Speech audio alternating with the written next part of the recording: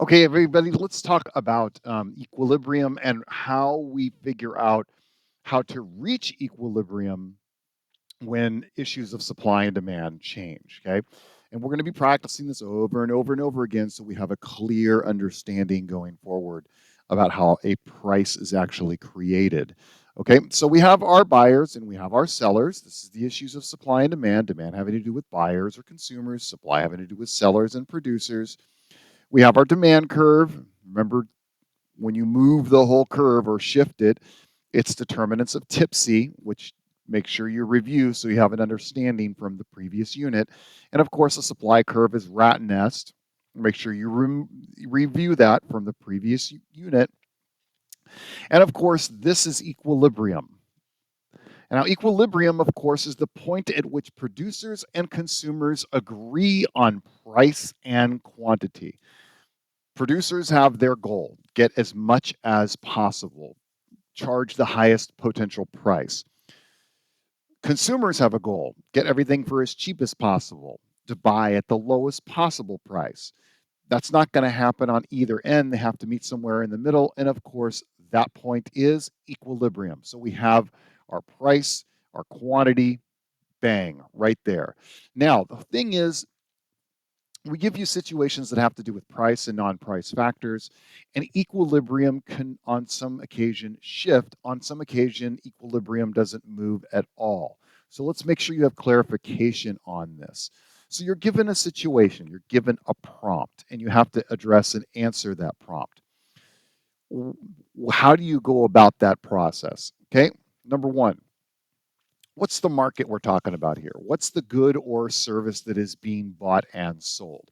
And it's super important that you understand what that is, because there's going to be things like complements and substitutes and expectations and all of that. So really have an understanding about what is being bought and sold here. Then the first question we ask is, did the market price of that good or service actually change? If it says in there directly, the price has changed, yes, then we know that it's going to be an issue of quantity demanded or quantity supplied, and we know that the curves aren't going to move at all.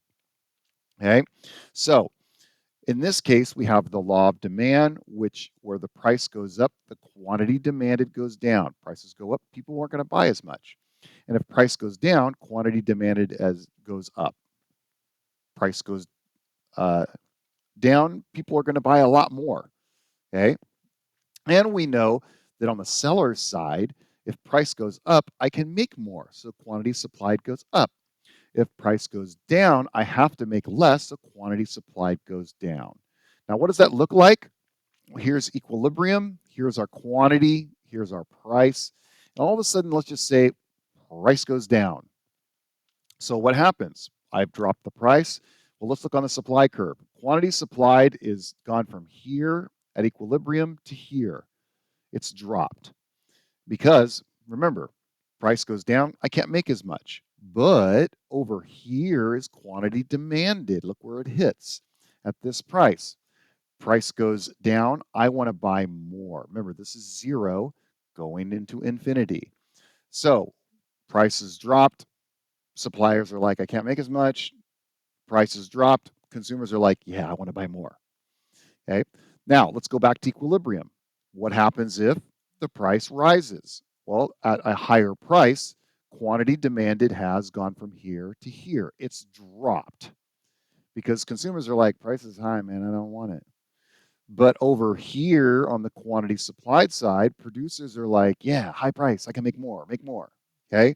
So the price rising creates an increase in quantity supplied, just like the rule stipulates. Okay. Right here. Now, let's say that it's an issue that is not a change in price. Let's just say it's the parts of Tipsy or Rat Nest. Okay. So if the price has not changed, then we know it's a change in demand or a change in supply. Straight. It doesn't, regardless of the price of the item, that's irrelevant. There's something that has occurred that has changed demand and supply overall. And we know that in this case, a curve will shift. It will never be more than one. You never move both. A curve is going to move. And we know that at the end of that movement, you're going to have a new equilibrium price. Okay, and that is dictated on the demand side by TIPSE. And we know that if demand goes up, overall price will rise. And if demand goes down, overall price will drop. Okay, how does that look? Well, here's equilibrium. Some part of TIPSE has changed. What is TIPSE? It's taste and preferences. It is income, population, substitutes and complements, expectations about future price and availability from the consumer's point of view. And just to go back, look for words like the people or wants and needs. Look at things from a consumer's point of view here. Things that impact the buying of a good or a service. So we have an increase in any of those factors.